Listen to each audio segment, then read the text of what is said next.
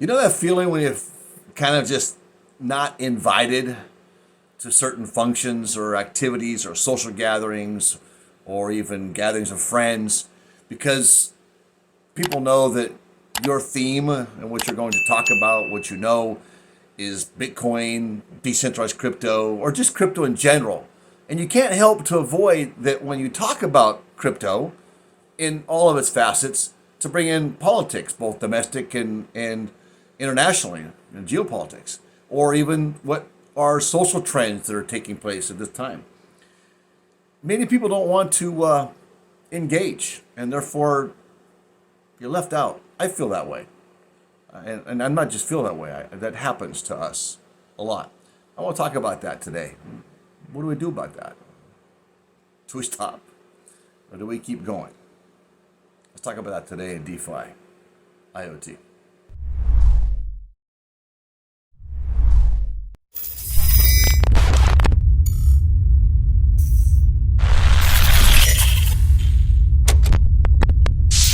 You know, one of the reasons I love being a content creator is it allows me a little bit to express myself. And maybe I do that too much.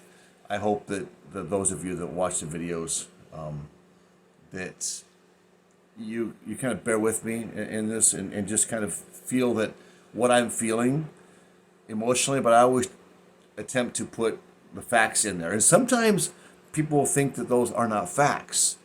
They're just my emotions speaking, but I won't get emotional without fact base on anything we produce on YouTube. You know, in when we lived in South America, now that we've moved in North America, there's just having a circle of friends, people you can associate and be with when you're a crypto defendant and you're a crypto participant. And I say that in general, even though there's a very big difference between the crypto side and the decentralized crypto, which would be more like your Bitcoin. But you just, at times, people just don't want to talk about that stuff. In fact, most of the time, you might be able to engage your friends once in a while, but when you try to really engage them so you can help them to understand what's coming and help them to understand where opportunities lie for future investments, really to engage them in that, getting them to want to sit down with you and pay attention and really put a heart into it, it's very difficult to do.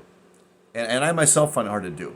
So what do we do about that? Well, here's what I'm doing. And I'm finding I don't do this for the purpose of wanting people or trying to force people to listen to what I want to share with them. So tell them.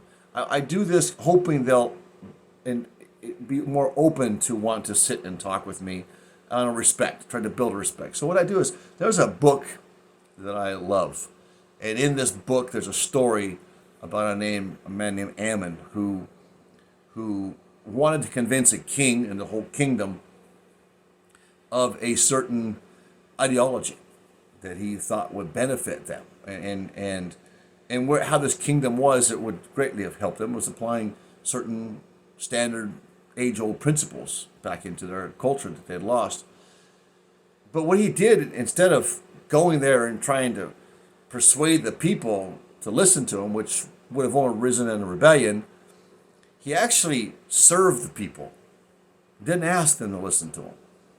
He just served them. He just went out and served the king and actually defended the king's flocks and served even the servants. And the people respected him. And because of that, then it was asked, what can we do for you?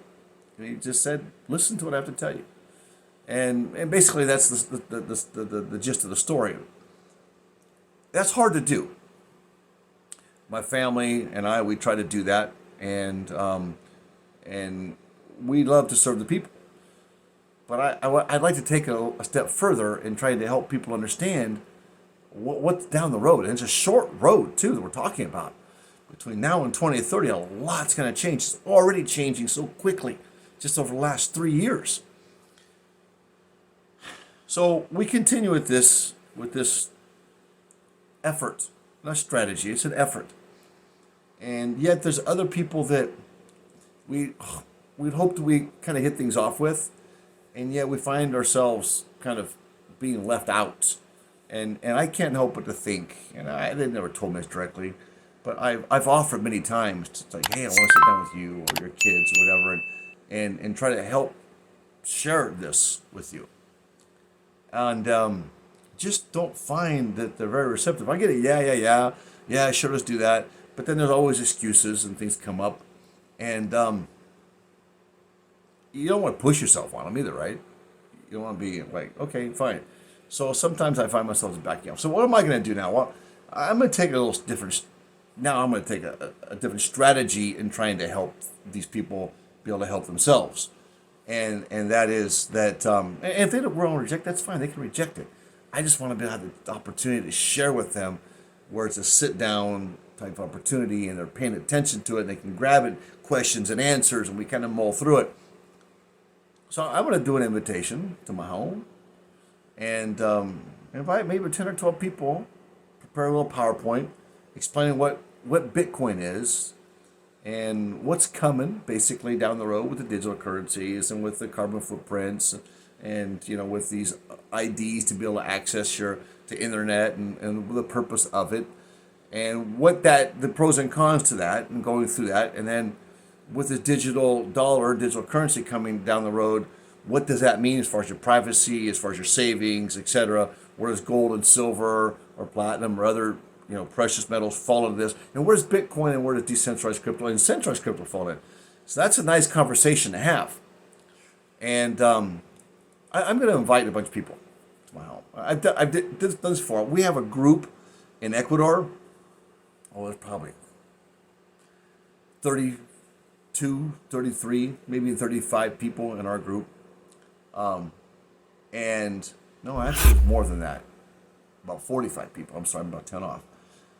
That they actually, we get together every 6 weeks and we talk via Zoom for an hour and a half, and I just kind of update them what's going on, where are good places that we see, the good places to maybe prepare, invest in coming down the road. And it's interesting, but it took us a while. It took us 6 years, 7 years to gain the respect from the people down there, to get that little group together. Now, I don't grow the group. We've kept the group small and isolated. I kind of shut it off at that, only because it's just, you got people that are growing now. To bring somebody new into the group, you got to go back to square one. And sometimes that's good, because, do we know everything about crypto at this point? No way. It's changing so fast and technology changes so fast. But that's the future. Blockchain is the future. Come on, California government's going blockchain now. Governor Newsom is just, promoting blockchain, but that's a centralized blockchain, something completely different. But, the Department of Motor Vehicles, to register all your vehicles is started this year, for your titles, your NFT titles, which is a scary thing, but, it's where it's going. And people need to know the difference of it. And for convenience purpose, I think that they're not going to want to really even care until they start getting gouged, right? So I just want to take that moment and share with you that, even I have these issues. But it's funny, most of the people that are willing to listen and want to listen are usually 19, 20 years old to about 26, 27. About that age group. I find it's much easier and accessible to talk to them and teach them. And maybe that's because they're not in such denial. Maybe it's because their pride is not developed at that point yet. Maybe they look at me a little bit differently, and you can respect that. Maybe it's, I don't know. I just find that people will love to remain in a state of ignorance, if you will, with all due respect, but that's a comfort zone. Because if they really knew what was coming, that means that they'd have to change what they're doing today and how they think today. And that is a lot to ask of people. It really is. It's one thing just being to know, but some people that are doers, when they know, then they know what they got to do. And that's not an easy thing to do when you're going this direction, and all of a sudden you got to go this direction, So bear with it. I hope that I won't quit. I know that my calling in life is to help defend freedom, to help defend that Constitution the U.S. Constitution, more specifically, that secures those freedoms and those joys of freedom and free expression and that free market economy. And I feel that crypto, blockchain, decentralized will offer that going forward, at least at this point and for a number of years. There may be something else that comes along, and I'll look for that. But right now, the answer and the hope I find is in blockchain.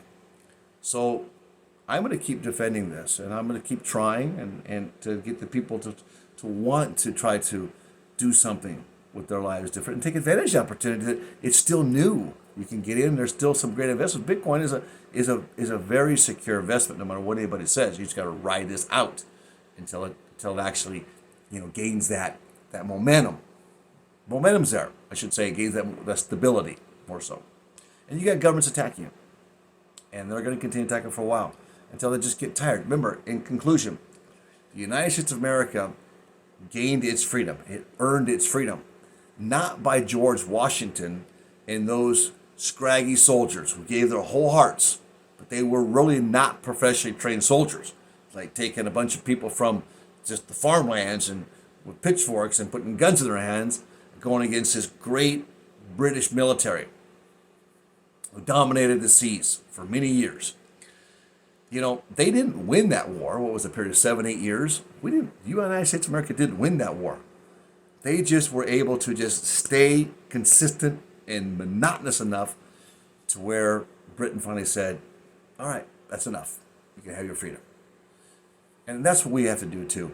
We can't give up. And right now, because we're going sideways with crypto, it's up, down, and going sideways basically. And we're going to hit some lower lows, and you're going to have a lot of FUD out there, and we're going to hit those little highs. But we ride this out, it's going to get the higher highs. I'm very sure of it, especially in Bitcoin and your decentralized cryptos. DeFi IoT, hey, we don't quit. We keep going because I know this is the right way to go, and that's because I believe in it. I know this is the right direction, and this offers us a hope right now in blockchain. Give us a thumbs up, please. Subscribe, and don't stop. Keep sharing with your neighbor what you know is going to help them down the road, and all we can do is hope that they listen. Talk to you in the next video.